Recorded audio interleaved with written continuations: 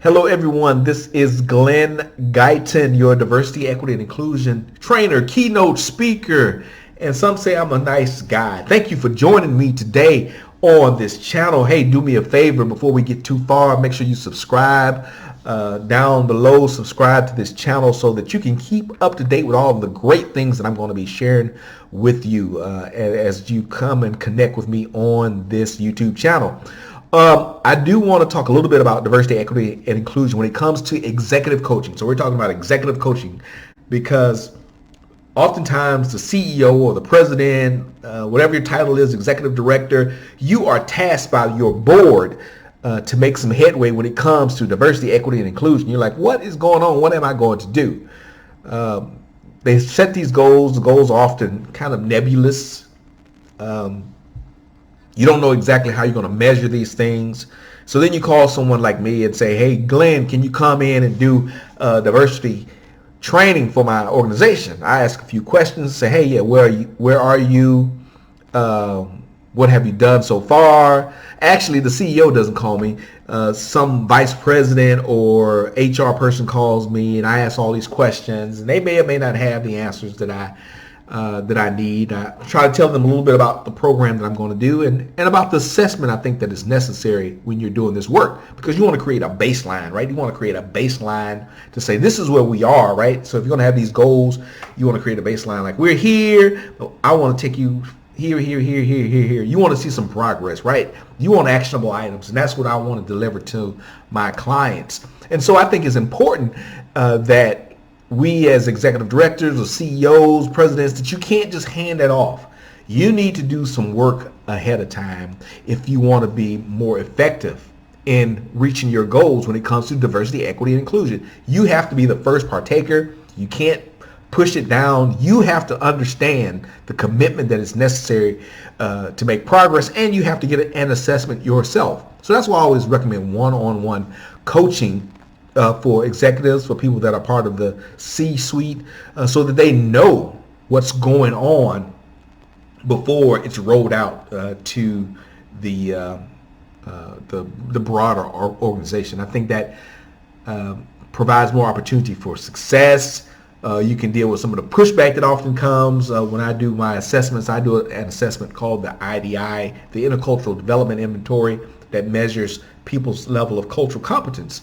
And when I do the IDI, very often people that are rated lower on the IDI continuum, they don't think my results are valid, even though the assessment that I use has been utilized across many different industries. It's been validated a number of times, and it's proven to be effective. But you get some pushback, so it's important that the CEO, the people in the C-suite, understand kind of the resistance that you'll get when you do this training, what the training is all about, and that you are the first partaker of any training. So I think that it's important that if you are being brave and bold enough to step out into the world of diversity, equity, and inclusion, CEO, vice president, executive director, president, C-level manager, that you get yourself some coaching. And some of the things that I would talk about if I was your coach, there are many companies out there to do this coaching, but if you were to bring me in, I do have executive level experience, served as a chief financial officer, also served as executive director of a nonprofit for a number of years. And so if you would bring me in, I would just talk about your role as an executive in managing diversity, equity, and inclusion. You do have a role. Your role may not be to get your fingers dirty in all the details or to actually roll out the program. You have other people to do that. I know you're busy as an executive, but you have to know your role, because you do have to champion this cause in your organization. If it's going to be effective, if it's going to stick, you have to understand the tools and resources that are being used to gauge your performance. You have to understand self-care, self-management. That's one of the biggest challenges, because this work can be hard, it can be difficult, and I think that CEOs need to know how to deal with the tension that comes when you launch on a journey of diversity, equity, inclusion. You have to be able to clearly articulate the organizational goals and the next steps. That's important. And so as a C-level leader, that's so important that you have those things outlined and that you're ready to go and you can clearly communicate it once you launch this journey. Leadership development is an important part of this work. Also narrowing down what aspects of identity you're going to be tackling. What does it mean to be a more diverse, equitable, and inclusive organization? Those are the things I go over in my presentations when I talk to organizations, but you have to know what it means for you and your organization. I can give you the framework, but you have to paint the picture.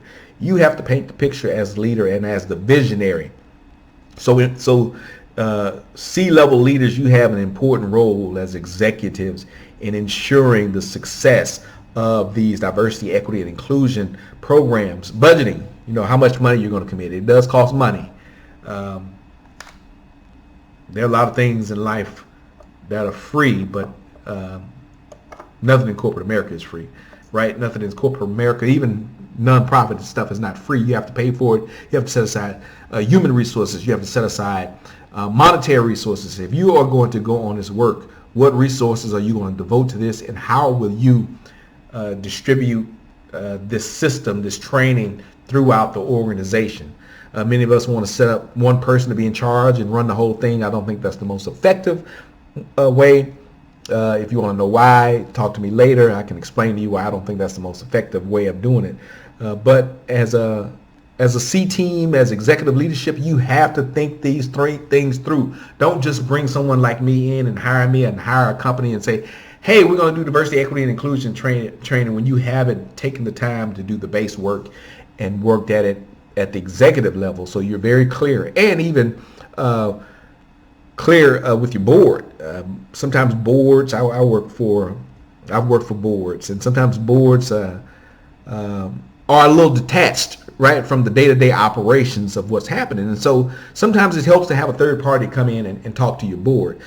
Bring in an expert, bring in someone like me who's talked to a number of different organizations and say, hey, board, these are some realistic things that you can work at. These are going to be some barriers. I can be there to support, or the right trainer can be there to support the executive as they go through these things. So it's important for us to think through these things. Executives, get yourself some coaching. How will you address pushback?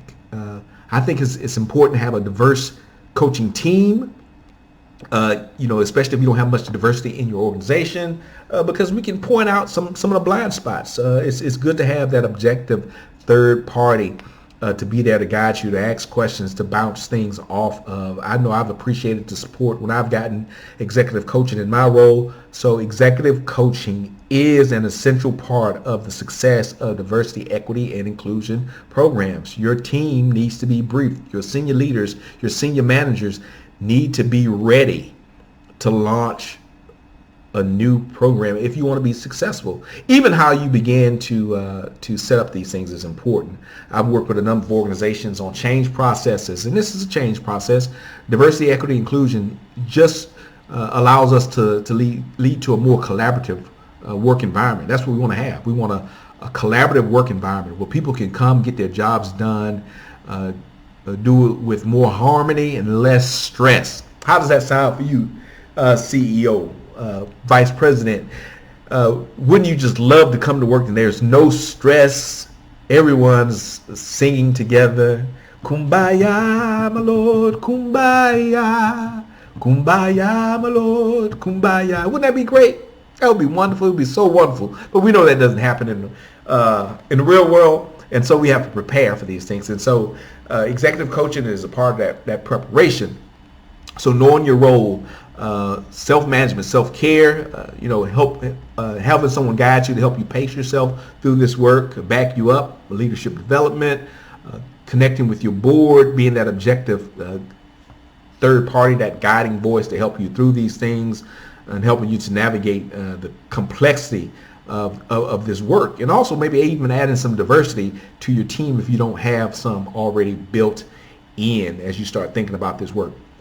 Developing resources. How do you allocate those things? What resources are necessary and reasonable to do this work based on previous experience? That's where a qualified coach can help you with some of these things. So thank you for joining me. I hope you have enjoyed your time here. My name is Glen Guyton, and my information is below. So check out my website. Make sure you subscribe to this channel and give me a call if I can help you. Thanks. You have a great day.